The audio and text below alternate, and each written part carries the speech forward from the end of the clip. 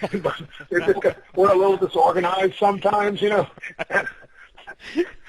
Yeah. Well, like you said, it'd be neat if they would call us and ask us and book our play flights for us, but that's not really how the business works. So this year we're trying to get a little more organized and see if we can't find, you know, put some business stuff in place so that it's not just us, and see if we can't get some of those things done. Because we've gotten a lot of we get quite a few heated emails ourselves going, where the hell are you guys at? Why aren't you playing? You know, what am I going to have to do here? You know, and the festival thing is like, it really is, in today's economy, with as expensive as gas and touring has gotten, and, you know, it's like you just can't travel anymore and not lose money Sunday through Thursday. Right. So the idea of these big festivals, Austin City Limits Festival just happened here last weekend in Austin, and these destination festival things where, you know, rather than the band coming to 50 cities, we can put all the bands in one city and make everybody go there, and it's a kind of a cool deal, you know. They've been doing it in Europe for a while, and it's just beginning to happen here. And, you know, I think they're a lot of fun. We just need to get ourselves a little more organized. Yeah. That Austin Festival is getting really big, as you certainly know, Chris. But and also, I've never been to Austin, Texas, but from people that I've heard from that have been there or live there or just, you know, been there for the weekend or whatever, folks really know how to party down there. So if you get a chance to go to that festival, I think that's one that you probably need to hit.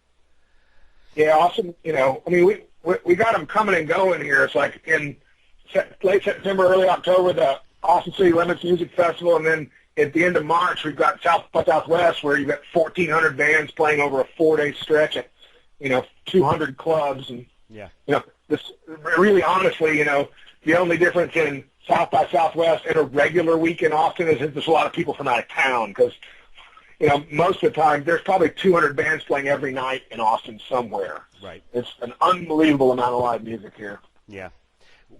Talk a little bit about the live DVD. I see here now.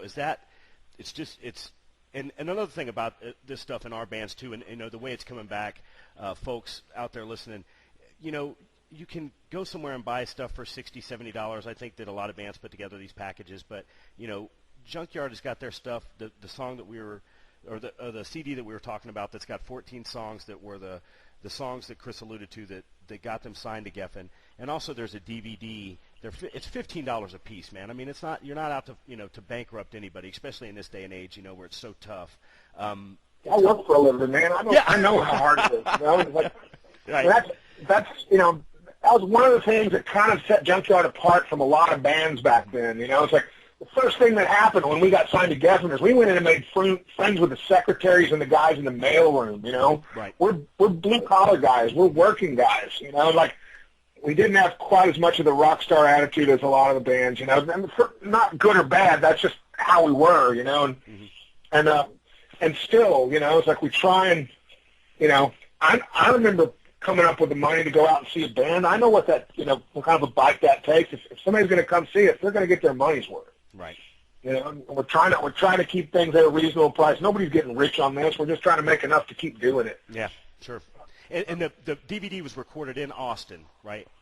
What? Yeah, that was one of those, like, you know, in going through all the stuff, I found we're kind of looking around to see what we had sitting around, and I found this VHS tape that somebody gave us back in 1989. Like, I don't even know who shot the thing, but it's from what I think is our second show in Austin. It's our first tour, but we played here twice, on the way out and on the way back. Mm-hmm. And yeah, shot right here in Austin, you know, in our backyard with the front row full of our crazy friends, and it was sold out by the second show. We were selling the place out, and it was a ball. And it sounds great, it looks great, and it's raw as hell, and, you know, that's kind of what a Junkyard show's about. So yeah, that Southern rock thing, it really kind of, you know, you got to have a lot of swagger to pull that off, and that's something that you guys always did really well. Right on. Yeah, you know, it's just, when we got started, it's one of those mysteries. Like, I didn't know. I mean, I everybody in LA is trying to sound like Poison and Aerosmith, and I think I'm writing Ted Nugent and AC/DC songs. And everybody comes in and goes, "Oh wow, Skinner and ZZ Top." I'm like, "Oh really? Okay, I'll take that." Fair enough. Hell do I know? Yeah. You know, like, we're in the middle of writing the first record, and I write this song, and and drummer's having a hell of a time playing it, and we're fighting with it, and we're fighting with it, and finally I realized it's a waltz. I wrote a country waltz. Hands Off is a waltz. Yeah. Not a lot of rock bands ride waltzes, but I grew up in Texas riding around the front seat of my dad's pickup truck. You know, that stuff seeps in whether you want it to or not. Yep, that's for sure. That's for sure. You guys, you know, obviously we brought up the European tour that's going to kick off the first weekend next month.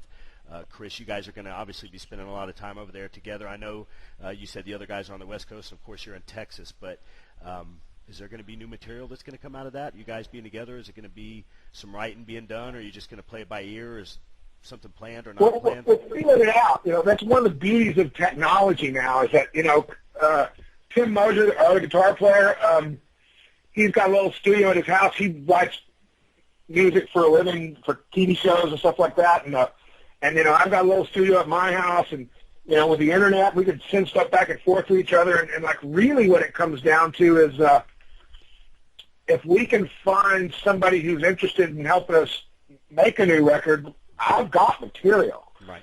Because you know, the band, my solo band now is like sort of Americana veering heavily out into Southern rock. I mean, we're adding 5-minute guitar breaks to every song we write, and a lot of Allman Brothers and Skinner and what I'm up to now. But there's still, you know, there's a big chunk of overlap between what I'm doing and what Junkyard does. But there's still songs that I write, and I look at them and go, yeah, that's more Motorhead than my band's ever going to play. Yeah. So, you know. Yeah.